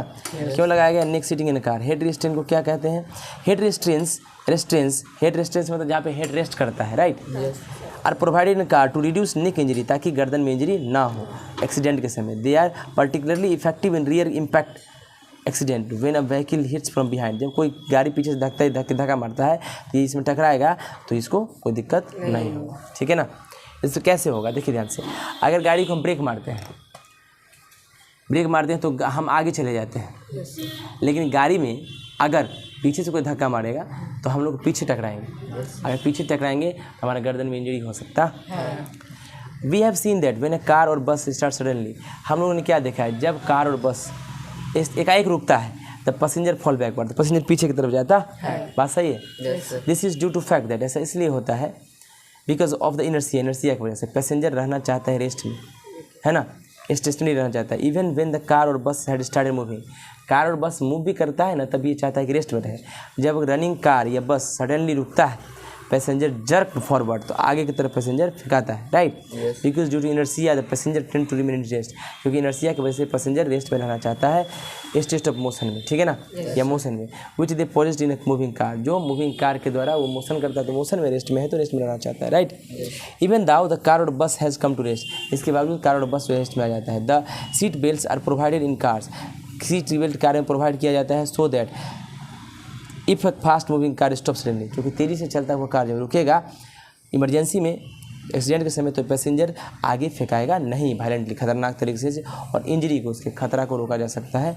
व्हेन अ कार और बस टर्न्स और कॉर्नर शार्पली, कभी कभी किसी कॉर्नर पे कार और बस एक तेज़ी से मुड़ता है, we tend to fall side by, तो हम साइड में गिरने लगते हैं हम लोग, राइट। बिकॉज इनर्सिया, इनर्सिया की वजह से, क्योंकि इनर्सिया कहता है कि भाई कार सीधा चल रहा था ना, तो तुम भी सीधा चलो, है ना। It is dangerous to jump out moving car और bus, because the jumping man who is moving with the high speed of the bus would tend to remain in motion. अब कभी कभी गाड़ी जब चलते रहता है तो कहा जाता है कि बस ट्रेन से आप कूदिए नहीं। क्यों नहीं कूदिए? क्योंकि अगर आप कूदिएगा तो आपको नुकसान हो जाएगा। कैसे? आप बस ट्रेन में बैठे हैं तो कहीं ना कहीं आपका बॉडी मोशन में है, क्योंकि बस मोशन में है, तो आपका बॉडी कह रहा है कि हम मोशन में ही रहेंगे। लेकिन आप जैसे ही किए कूदे तो सडन आपका बॉडी रेस्ट में आ गया, मुँह भसक जाएगा पूरा, है ना। Due to inertia even on falling on the ground, अच्छा ग्राउंड पर गिरिएगा एंड गेट हर्ट, आपको चोट लगेगा। Due to resistance offered by ground, ground एक आपको रोक देगा। आपका बॉडी का मन था आगे चलने, राइट। यह डिस्कशन से हम लोग क्या कह सकते हैं? Newton's first law of motion gives us definition of force. Newton first law of motion definition देता है किसका? फोर्स का। ये कहता है कि फोर्स इज समथिंग, फोर्स वह होता है विच चेंज, जो बदल देता है, या टेंड्स टू चेंज, या बदलने का काबिलियत रखता है, बदलने का काबिलियत रखता है, राइट। आई फोर्स वह होता है जो चेंज कर देता है या बदलने का काबिलियत रखता है स्टेट को, अवस्था को, रेस्ट से या यूनिफॉर्म मोशन से बॉडी का। अदर वर्ड्स में कह सकते हैं फोर्स एक इन्फ्लुएंस है, फोर्स एक प्रभाव है जो प्रोड्यूस कर देता है एक्सेलरेशन या रिटार्डेशन बॉडी के अंदर। एक्सेलरेशन मतलब स्पीड बढ़ेगा, रिटार्डेशन कमेगा। फोर्स एक वेक्टर क्वांटिटी होता है। वेक्टर मतलब इसके पास मैग्नीट्यूड तो होता ही है, साथ में डायरेक्शन भी होता है, having magnitude as well as direction. अब देखो ये हो गया फोर्स का बात खत्म। Newton's first law of motion पूरा अच्छे समझ लिए। अब हम लोग देखने जा रहे हैं बहुत ही भयानक खतरनाक टॉपिक, नाम है मोमेंटम। क्या नाम है? मोमेंटम। बहुत ही अच्छा चीज़ है। देखिए, in order to understand Newton's law second law of motion, अच्छा Newton second law of motion को समझना है तो हम लोग को पहले समझना होना मीनिंग मोमेंटम को। किसी भी मूविंग बॉडी का मोमेंटम क्या होता है, चलिए डिस्कस करते हैं। देखिए, क्रिकेट बॉल को हिट किया बैट्समैन, टेनिस बॉल को हिट किया रैकेट से, एक क्रिकेटर को इंजरी हो गया, कपार फूट गया फास्ट मूविंग क्रिकेट बॉल से, ठीक है ना, फास्ट मूविंग क्रिकेट बॉल से। कोई दिक्कत? ठीक, कोई दिक्कत? देखिए, अगर क्रिकेट बॉल और टेनिस बॉल दोनों मूव करता है सेम स्पीड से, क्रिकेट बॉल लेदर जो होता है, टेनिस बॉल, टेनिस समझते हो ना, यस सर, सेम वेलोसिटी से, तो more force required to stop cricket ball. तो क्रिकेट बॉल को रोकने में ज़्यादा ताकत लगता है, टेनिस बॉल को कम। दिस इज बिकॉज क्योंकि ड्यू टू ग्रेटर मास, ज़्यादा मास किसके पास है? क्रिकेट बॉल के पास तो उसके पास ज़्यादा मोमेंटम होगा। क्या होगा? ज़्यादा मोमेंटम। क्योंकि ज़्यादा large momentum fast moving cricket ball can sometimes cause injuries to cricketer. और फास्ट मूविंग क्रिकेट बॉल के पास मोमेंटम ज़्यादा होता है, मोमेंटम की वजह से क्रिकेटर्स को इंजरी हो जाता है। Moving tennis ball can not do so A tennis player, लेकिन टेनिस प्लेयर को टेनिस बॉल इतना डेंजर इंजरी नहीं देगा। वी नो दैट, हम जानते हैं cricket ball much more heavy होता है टेनिस बॉल से। सही बात है। सपोज हम लोग थ्रो किए क्रिकेट बॉल और टेनिस बॉल, वो दोनों सेम वेलोसिटी से, तुम देखोगे कि मोर फोर्स रिक्वायर्ड होता है स्टॉप करने में क्रिकेट बॉल को, क्योंकि उसका मास ज़्यादा है, और कम फोर्स जरूरत होता है रोकने के लिए टेनिस बॉल को, क्योंकि उसका मास कम है। कह सकते हैं कि फोर्स जरूरत होता है रोकने के लिए मूविंग बॉडी को डायरेक्टली प्रोपोर्शनल होता है टू उसका मास। अतः फोर्स कितना लगेगा? डायरेक्टली प्रोपोर्शनल टू मास, मतलब मास जितना ज़्यादा फोर्स उतना ज़्यादा लगेगा। सही है। जितना ज़्यादा भारी वजन होगा किसी चीज़ का उतना ज़्यादा फोर्स लगेगा। If we throw two cricket balls of the same mass at different speed और velocity, it will be found that more force is required to stop that cricket ball which are moving in higher velocity। अब देखो, अब दोनों cricket ball same है, एक को ज़्यादा speed चलाए, एक कम स्पीड से चलाए, ठीक है ना। तो जो ज़्यादा स्पीड चला है ना उसको रोकने के लिए ज़्यादा ताकत लगेगा। मास ज़्यादा तभी ताकत ज़्यादा, और वेलोसिटी ज़्यादा तभी ताकत ज़्यादा। सेम मास का डिफरेंट बॉल था ना, higher velocity and less force is equal to stop cricket ball moving with lower velocity. कम वेलोसिटी से चलेगा उसको कम ताकत लगेगा, ठीक है ना, सही है। Yes sir. So we conclude that, अच्छा मास ज़्यादा तो फोर्स ज़्यादा लग रहा है रोकने के लिए, वेलोसिटी ज़्यादा है तब भी फोर्स ज़्यादा लग रहा है। हम कह सकते हैं कि force is directly proportional to velocity. Wow, तो force required to stop a moving body, तो वह फोर्स जो किसी चलता हुआ बॉडी को रोक दे डायरेक्टली प्रोपोर्शनल होता है उसकी वेलोसिटी, ठीक है। चलिए, क्वांटिटी ऑफ मोशन, मोशन का quantity in a move body किसी बॉडी के अंदर डिपेंड करता है उसके मास और वेलोसिटी, राइट। यानी कोई बॉडी कितना स्पीड में चल रहा है उसके मास पर वेलोसिटी पर डिपेंड करता है। It gives us another term, एक और टर्म देता है वो मोमेंटम। तो मतलब मास और वेलोसिटी को एक नया नाम ही दे दिया गया है, मोमेंटम। मोमेंटम क्या होता है बॉडी का, वो कैसे डिफाइन होता है, प्रोडक्ट मतलब क्या होता है, गुना। किसका, मास का और वेलोसिटी का गुना कर दोगे ना तो वही मोमेंटम हो जाता है। मोमेंटम बराबर मास इंटू वेलोसिटी। मोमेंटम को पी से दिखाते हैं, मास को स्मॉल एम से, वेलोसिटी को स्मॉल वी से, तो P equals to M into V हो गया। कोई दिक्कत? आइए देखिए, समझ में आ रहा है, देखिए मास एम हो गया। It is clear that if a body at rest, अगर कोई बॉडी रुका है तो उसका वेलोसिटी जीरो है, उसका मोमेंटम भी जीरो होगा, क्योंकि गुना करना है ना। तो P equals to M into V, अगर वेलोसिटी जीरो तो ये जीरो, तो ये जीरो, तो ये zero. Total momentum of the gun on bullet before firing is zero. कोई गोली है, फायरिंग करने से पहले उसका मास तो है, लेकिन बुलेट में वेलोसिटी नहीं है, रुका हुआ है, तो उसका मोमेंटम जीरो होगा, क्योंकि उसका वेलोसिटी जीरो है। मोमेंटम वेक्टर क्वांटिटी होता है और वो डायरेक्शन जो है वेलोसिटी वाला ही होता है, ठीक है ना। Place takes place in the direction of velocity, velocity की डायरेक्शन में लेता है। वी हैव जस्ट सीन, क्या देखें, मोमेंटम बराबर मास इंटू वेलोसिटी होता है। नाउ मास मेजर किया जाता है किलोग्राम में, सही बात है। वेलोसिटी मेजर किया जाता है पर सेकंड में, ठीक है, मीटर पर सेकंड में। वेलोसिटी कैसे मेजर करते हैं, तो ऐसा यूनिट जो होता है मोमेंटम का किलोग्राम मीटर पर सेकंड होता है, किलोग्राम मीटर पर सेकंड, केजी मीटर पर सेकंड, ठीक है, इसको ऐसे लिखते हैं, ठीक है। Every moving body produce momentum, दुनिया का हर चीज़ जिसके पास मोशन है वो सब मोमेंटम रखता है। हम तुम सब, ये बॉडी चल गया मोमेंटम, बॉडी चल गया मोमेंटम, क्योंकि इसके पास कुछ ना कुछ मास है और ये चल गया, मोमेंटम तो यही हो गया, राइट। सिंस मोमेंटम डिपेंड करता है मास और वेलोसिटी पे बॉडी का, तो हम कह सकते हैं कि a body will have large momentum, एक बॉडी के पास ज़्यादा मोमेंटम होगा अगर बॉडी के पास लार्ज होगा, मास ज़्यादा होगा अगर बॉडी के पास वेलोसिटी ज़्यादा होगा, यानी स्पीड जो है ज़्यादा होगा। और या तो मास ज़्यादा कर दो तभी मोमेंटम ज़्यादा, या वेलोसिटी ज़्यादा कर दो तभी मोमेंटम ज़्यादा, या दोनों ज़्यादा कर दो तभी मोमेंटम ज़्यादा, राइट। अब हम इसे डिस्कस करेंगे एवरीडे का सिचुएशन जो इन्वॉल्व होगा मोमेंटम। मोमेंटम के साथ क्या क्या होता है देखिए। एक कराटा का player can break a pile of tiles, बहुत सारा टाइल्स को एक जात में रखा हुआ है, पाइल मतलब होता है गट्ठर रखा गया है एक साथ, राइट। स्लैब या फिर स्लैब ऑफ आइस, आइस का स्लैब रखा गया है, एक single blow of his hand, अपने हाथ के सिंगल ब्लो से ही वो पूरा तोड़ देता है, राइट। कैसे, इसलिए ऐसा होता है, कराटा प्लेयर स्ट्राइक करता है, लगाता है चोट इस पर, पाइल ऑफ टाइल्स, टाइल्स के गट्ठर पे, राइट, या स्लैब ऑफ आइस, आइस के स्लैब पर हाथ से वेरी फास्ट, बहुत तेज़ी से लगाता है, अपना शरीर का पूरा ताकत से लगाता है और पूरा ताकत से एक बार स्पीड में मारता है वो, राइट। ऐसा हुआ कि धीरे से मारा हो जाएगा। इन डूइंग सो, ऐसा करने में लार्ज मोमेंटम जो था फास्ट मूविंग हेड का, तेजी से मूवमेंट, क्या बोलते हैं कि मूवमेंट ज़्यादा, मोशन ज़्यादा, वेलोसिटी ज़्यादा तो मोमेंटम ज़्यादा, तो फास्ट मूविंग हैंड मोमेंटम ज़्यादा कर दिया, हैंड का रिड्यूस टू जीरो, और एक जैसे टाइल्स पर लगा तो मोमेंटम जीरो हो गया, सारा फोर्स ट्रांसफर हो गया, कड़कड़ा के तोड़ दिया। सर समझ रहे बात को? वेरी शॉर्ट टाइम है, this exerts a very large force on the pile of tile. ये क्या किया, बहुत बड़ा फोर्स पाइल ऑफ टाइल पे लगाया, या आइस स्लैब रखो तो आइस स्लैब पे लगाएगा, which is sufficient to break them apart, तो उसको सफिशिएंट एनर्जी मिला तोड़ने के लिए, टूट गया। पाइल ऑफ टाइल से देखो कराटा प्लेयर तोड़ दिया।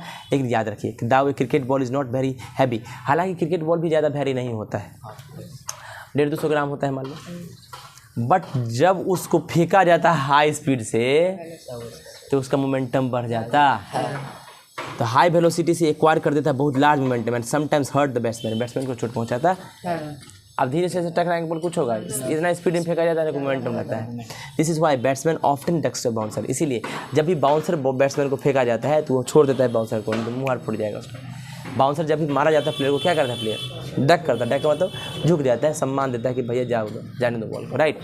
बाउंसर से हर बैट्समैन डरता है ना, क्यों डरता है, सोचो मोमेंटम ज़्यादा है, उसका मुंडी खुल जाएगा पहले, समझ बात को। On the other hand A car और बस may not be running at high speed, car और बस may not running at high speed और high velocity but because of its high mass। अच्छा, कभी कभी देखते हो कि कार और बस बहुत ज़्यादा स्पीड नहीं चलता है, नॉर्मल रहता है, लेकिन फिर भी उससे तुम टकराओगे तो चोट लगेगा, क्योंकि उसके पास वेलोसिटी तो ज़्यादा नहीं है लेकिन मास ज़्यादा है, मास ज़्यादा।